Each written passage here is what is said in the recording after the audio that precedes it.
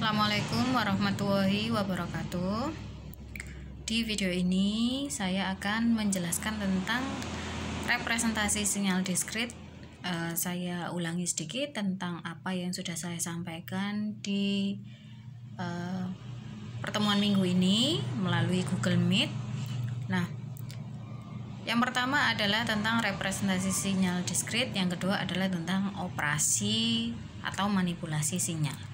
Kita masuk pada pembahasan yang pertama, yakni representasi sinyal diskrit. Representasi sinyal diskrit itu adalah maksudnya adalah bagaimana suatu sinyal diskrit dapat dinyatakan. Nah, ada beberapa cara untuk menyatakan suatu sinyal diskrit. Yang pertama adalah graphical representation, jadi representasi grafis. Jadi sinyal diskritnya dinyatakan dalam bentuk grafik.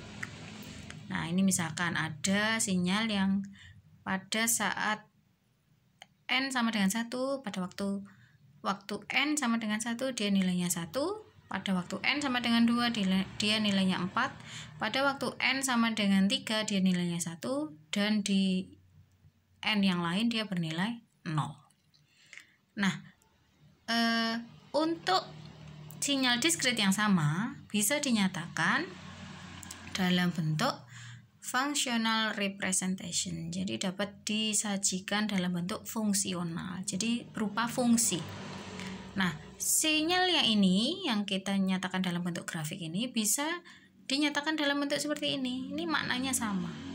Maknanya adalah sinyal Xn bernilai 1 ketika n-nya adalah 1 dan 3. Jadi ketika 1 dan 3 sama-sama bernilai 1. Sinyal Xn akan bernilai 4 ketika atau untuk n sama dengan 2. Jadi ketika n sama dengan 2 dia nilainya 4. Dan 0 elsewhere. Elsewhere itu bisa diartikan selainnya. Di tempat yang lain selain n sama dengan 1, 3, dan 2 semuanya bernilai 0. Nah, ini adalah cara menyatakan sinyal diskrit secara fungsional. Cara yang ketiga adalah tabular representation. Jadi representasinya secara tabel, penyajiannya secara tabel. Jadi misalkan ini ada n diambil rentangnya dari min 2 sampai 5. Nah, ketika min 2 dia nilainya 0, ketika min 1 dia nilainya 0, ketika 0 dia nilainya 0, ketika n sama dengan 1 dia nilainya 1, ketika n sama dengan 2 dia nilainya 4, ketika n sama dengan 3 dia nilainya 1, ketika n sama dengan 4 sinyal Xn bernilai 0, ketika n sama dengan 5 sinyal Xn bernilai 0. Nah, ini sebenarnya sama dengan hal ini dan ini juga, tapi dinyatakan dalam bentuk tabel. Ini namanya tabular representation. Ada juga yang namanya sequence representation. Jadi penyajiannya dalam bentuk barisan. Jadi sinyal Xn itu barisannya adalah titik-titik 0, 0, 1, 4, 1, 0, 0, dan seterusnya. Ini berarti ke kanan dia semuanya nilainya 0, ke kiri semuanya nilainya 0. Dan apa yang ditunjukkan oleh anak panah ini berarti adalah posisi ketika n sama dengan 0. Jadi ketika n sama dengan 0 dia nilainya 0, ke kanan satu langkah berarti n sama dengan 1, sinyalnya bernilai 1, ke kanan lagi berarti n sama dengan 2, nilainya 4, ke kanan lagi berarti n sama dengan 3, nilainya 1. Jadi gitu. Jadi ini keempat penyajian ini adalah sinyal yang sama, tapi dinyatakan dalam cara yang berbeda-beda. Tuh ya. Nah, kita kembali ke representasi barisan. Untuk Xn yang tadi pernyataannya seperti ini, dinyatakan seperti ini. Nah, kalau kita perhatikan Xn ini, dia kan nilai sinyalnya adalah 0 untuk n kurang dari 0. Jadi ketika n kurang dari 0, semuanya adalah 0.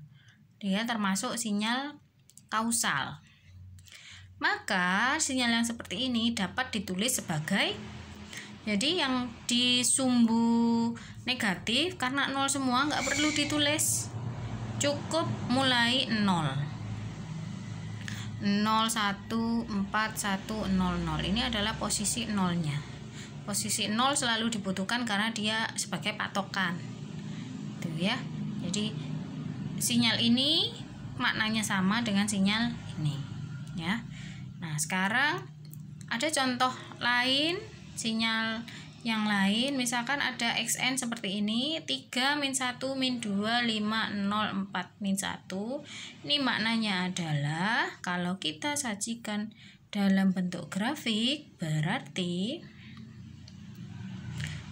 posisi 0-nya gimana ya, nih misalkan begini,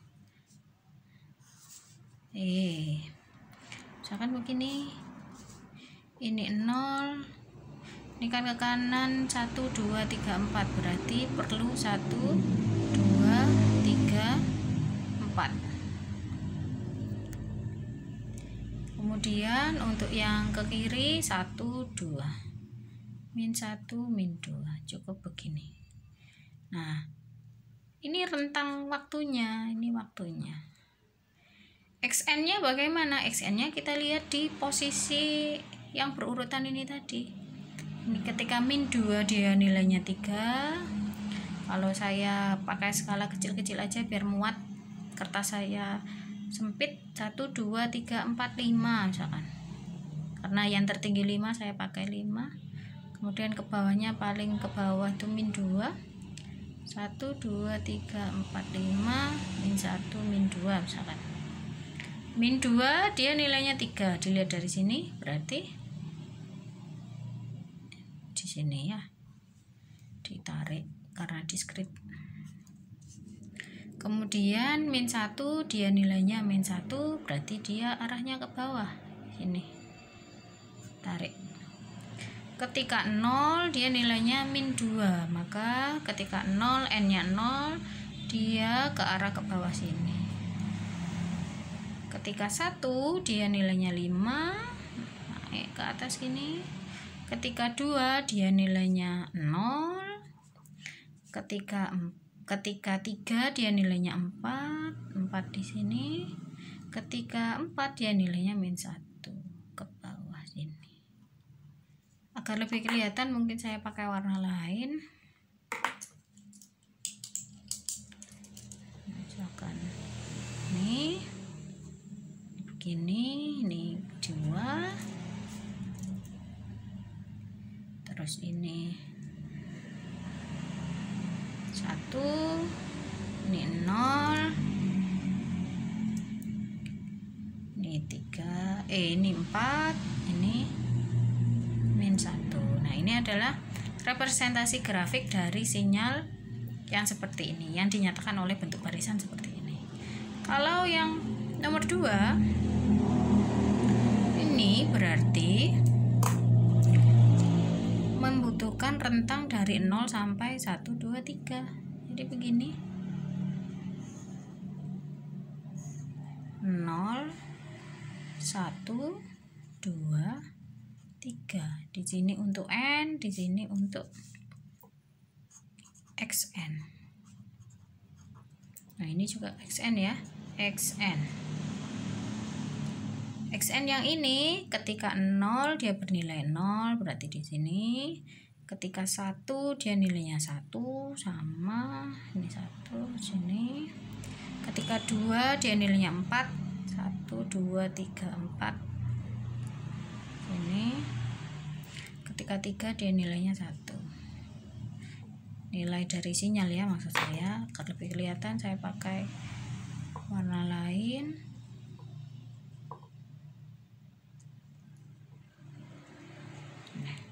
Nah, ini adalah representasi grafik dari sinyal yang berupa barisan ini. Semoga bisa dimengerti. Kita lanjut ke materi berikutnya, yaitu tentang operasi sinyal. Nah, operasi sinyal ini kalau kalian lihat di buku digital sinyal processing yang ditulis oleh Proakis Manolakis, itu kalian bisa lihat di subbab manipulasi sinyal itu halaman 52 bisa dilihat. Itu ada beberapa macam operasi sinyal atau manipulasi sinyal. Yang pertama adalah pergeseran waktu, tepatnya bahasa Inggrisnya adalah time shifting. Bisa digeser ke kanan, bisa digeser ke kiri, berarti diperlambat atau dipercepat.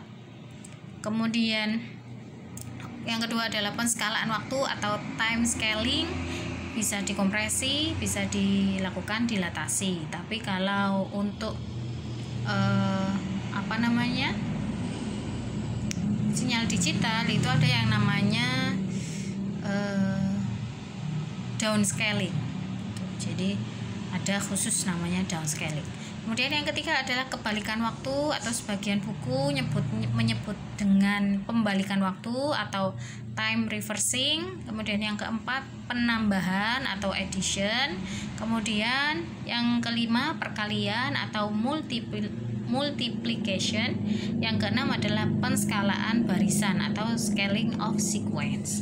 Sekarang kita mulai dari operasi yang pertama, yaitu pergeseran waktu. Pergeseran waktu ini ada ilustrasi. Ilustrasinya begini, ini kita pakai undak satuan. Undak satuan kan sinyalnya seperti ini. Kalau agar lebih kelihatan, mungkin bisa saya pakai warna lain. Nih begini. Ini semuanya nilainya 1. Semuanya nilainya 1. Mulai 0 sampai nilai-nilai yang positif, untuk n positif. Di tempat lain dia nilainya 0. Ini 0 semuanya. Nah, kalau dilakukan pergeseran waktu, bisa digeser ke kanan, bisa digeser ke kiri. Kalau digeser ke kanan, berarti kan yang awalnya sinyalnya mempunyai nilai 1 di posisi 0, dia akan bergeser ke kanan sehingga dia menjadi mengalami penundaan. Jadi ilustrasinya adalah kita harusnya sudah ketemu besar sinyal 1 di sini, tapi kita baru akan menemuinya di sini. Berarti kan waktunya bertambah, sehingga dengan kata lain dikatakan sinyalnya mengalami penundaan. Nah, ini secara matematik ini dituliskan secara fungsional sebagai xn min k, dengan k ini adalah besar penundaannya. Jadi kalau ditunda sejauh 3, berarti ya k-nya ini nilainya 3, n min 3. Ini namanya ditunda atau delay. Ada juga yang digeser ke kiri. Kalau digeser ke kiri berarti dipercepat.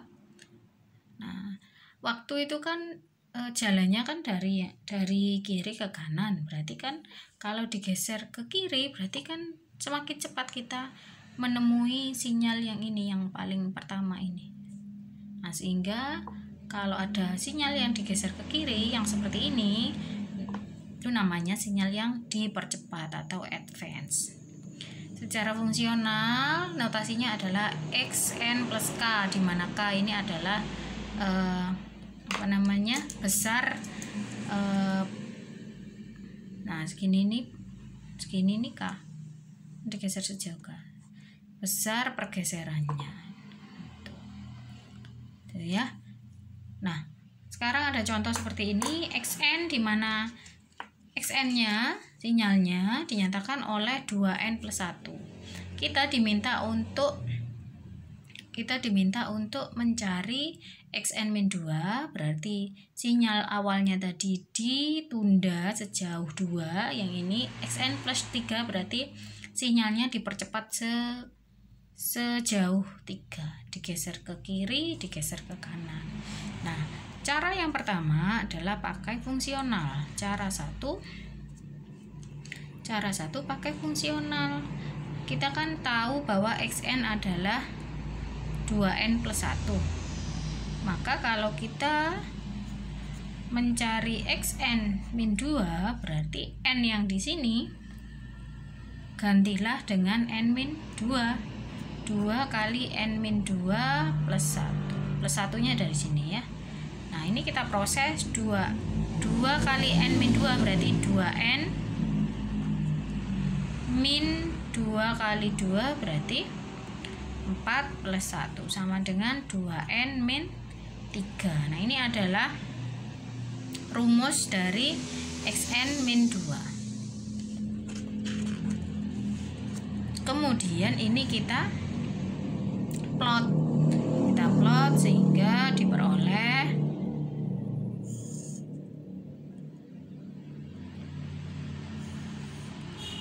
ini min 1, min 2, 0, 1, 2, 3, ini n. Ketika n sama dengan min 2, masukkan ke rumusnya 2n min 3 berarti 2 kali min 2 min 4 min 4 min 3 adalah min 7. 1, 2, 3, 4, 5, 6, 7. Ini min 7, 3 min 2 dia nilainya min 7. Ketika min 1 masukkan ke sini 2 kali min 1 min 2 min 2 min 3 adalah min 5 berarti di sini ini min 1 min 2 min 3 min 4 min 5 min 6. Bagaimana jika 0? Maka 0 kita masukkan ke sini 2 kali 0 min 3 0 min 3 adalah min 3 berarti ini di sini begini. Ketika 1 berarti 2 kali 1 min 3 2 min 3 adalah min 1 maka di sini. Ketika 2 berarti 2 kali 2 4 4 min 3 adalah 1 di sini min 1. Kemudian 3 2 kali 3 6 6 min 3 ini jalan terus. Ini adalah sinyal yang diminta. X min 2 nya adalah bentuknya seperti ini. Ini secara fungsional, ini secara grafik. Kemudian untuk yang ini sama, carilah n plus 3 nya. Kita ubah n yang di sini dengan n plus 3 n plus 3 plus 1. Jadi 2n plus 1. Karena n-nya berubah jadi n plus 3, maka di sini kita substitusikan dengan n plus 3. 2 kali n plus 3 plus 1 sama dengan 2n plus 6 plus 1 sama dengan 2n plus 7. Ini adalah ini sepertinya positif semuanya. Enggak ding, yang positif akan tetap positif, yang negatif kita lihat perhitungannya. Min 2 kalau kita masukkan ke sini 2 kali min 2 min 4 plus 7 adalah 3. Taruhlah di sini 3. Saya skalanya saya perpendek agar muat. Kalau min 1 berarti 2 kali min 1 min 2 plus 7 adalah 5. Jadi di sini positif. Ketika 0 berarti 2 kali 0 2 0 maksud saya 0 ditambah 7 7. Nah kan di sini. Ketika 1 berarti 2 kali 1 2 2 tambah 7 9. Nah, positif semuanya. Ketika 2 berarti 2 kali 2 4 4 tambah 7 11 dan seterusnya. Ini kalau saya gambar enggak muat ke atasnya, kecuali ini bisa kita drag ke bawah maka akan muat ya. Kalian lanjutkan sendiri. Ini adalah n, ini adalah saya pakai spidol lain. Ini xn plus 3. Ini adalah xn min 2. Ini cara 1. Jadi kita hitung dulu secara fungsional, secara analitik, ketemu fungsinya seperti apa, diplot. Cara yang lain bagaimana? Cara yang lain adalah dengan cara kita menggambar dulu xn awalnya tuh seperti apa? xn awalnya adalah xn sama dengan 2n plus 1. xn sama dengan 2n plus 1 ini kita gambar grafiknya. Kalau kita gambar grafiknya, ini cara 2 ya, cara 2. Kalau kita gambar grafiknya, ini kan begini, min 1, min 2, 1, 2, 3, kita ambil sedikit aja. Nah, ini adalah xn. Ketika min 2 berarti 2 kali min 2 min 4, min 4 plus 1 min 3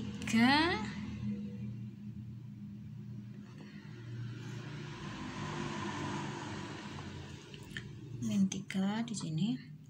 Ketika min 1 berarti 2 kali min 1 min 2 plus 1 min 1. Ketika 0 berarti 0 plus 1 1 sini. Ketika 1 3, ketika 2 5, ketika 3 7 dan seterusnya. Nah, kalau sudah ketemu xn-nya, kan kita diminta untuk mencari xn min 2. xn min 2. Artinya kan digeser ke kanan sebanyak 2 satuan, 2 langkah. Berarti tinggal grafik ini, grafik yang kita punya digeser.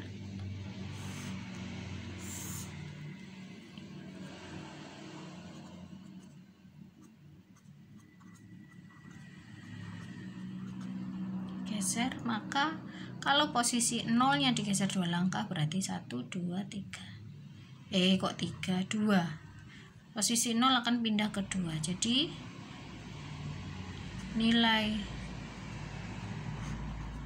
nilainya akan bergeser. Yang awalnya 0, n sama dengan 0 bernilai 1, sinyalnya besarnya 1, dia akan geser ke sini, geser ke posisi 2 karena bergeser sebanyak 2 langkah. Dan ini diikuti oleh yang lain juga. Yang di sini yang besarnya 3 itu, yang awalnya di posisi 1 akan bergeser ke posisi 3. Yang awalnya di posisi 2 sebesar 5 akan geser di posisi 4. Dan seterusnya. Jadi ini cara yang lain, tanpa perlu kita menghitung fungsionalnya seperti apa.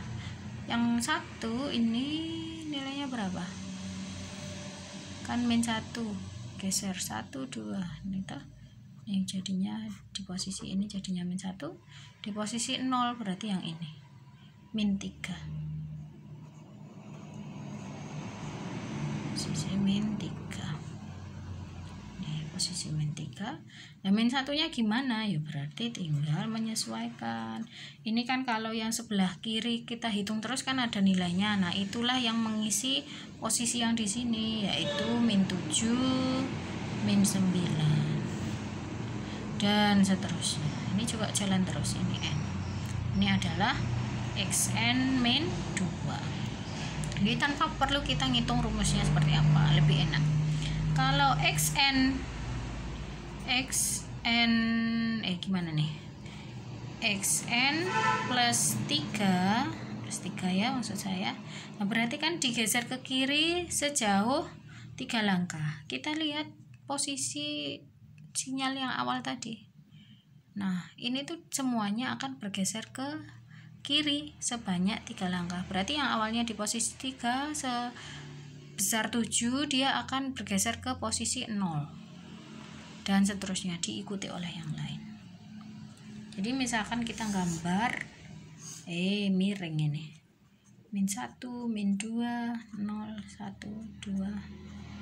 Ini n, ini x3n, xn plus 3 maksud saya.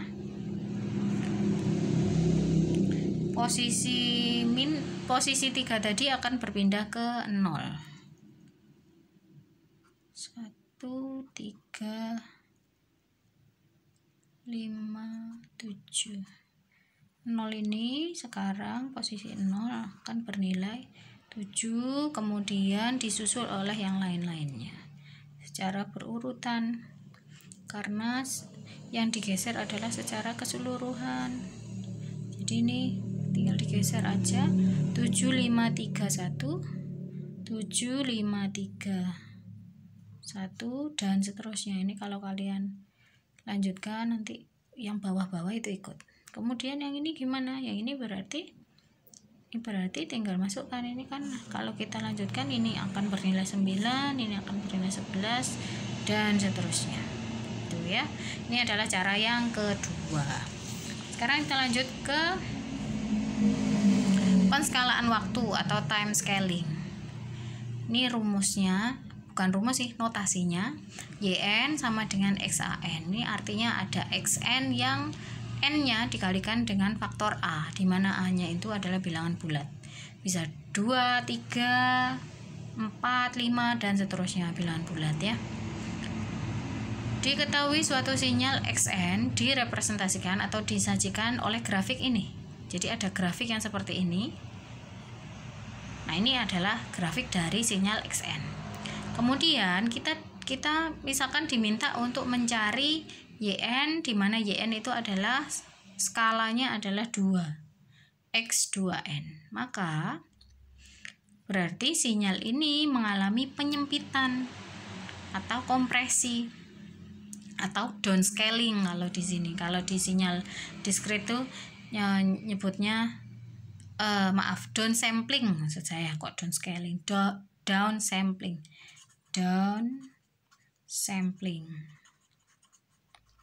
Jadi gitu ya.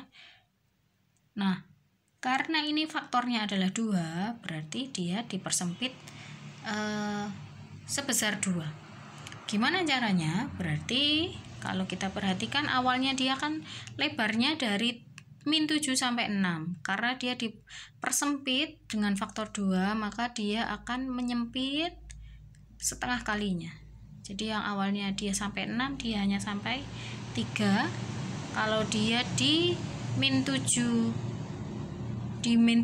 maka dia tidak akan muncul di sini, tetapi yang muncul adalah yang min 6. Min 6-nya akan muncul di nilai min 3. Jadi posisi 0-nya tetap bernilai 4, posisi 1-nya tetap itu kebetulan semuanya bernilai 4, tapi posisinya akan berubah sebenarnya. Jadi posisi 1 di sini itu sebenarnya mengacu pada posisi 2 yang di sini. Karena 2 kalinya. Posisi 2 yang di sini akan mengacu pada posisi 4 yang di sini. Posisi 3 itu mengacu pada posisi 6 yang di sini. Posisi min 1 yang di sini mengacu pada posisi min 2. Posisi 2 mengacu pada posisi min 4. Posisi min 3 mengacu pada posisi min 6. Ini adalah cara mudahnya kalau secara grafik.